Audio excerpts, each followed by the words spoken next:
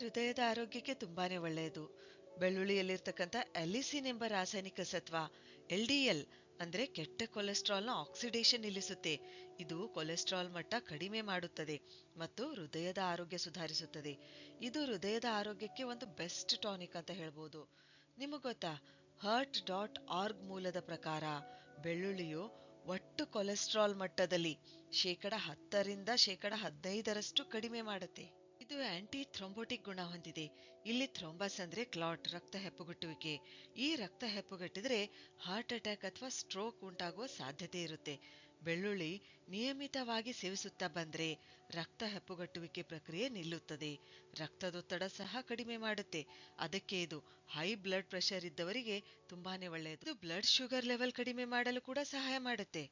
ಮಧುಮೇಹಿಗಳಲ್ಲಿ ರಕ್ತದಲ್ಲಿನ ಗ್ಲೂಕೋಸ್ ಪ್ರಮಾಣ ಕಡಿಮೆ ಮಾಡುವ ಗುಣ ಬೆಳ್ಳುಳ್ಳಿಗಿದೆ. ಇದಕ್ಕೆ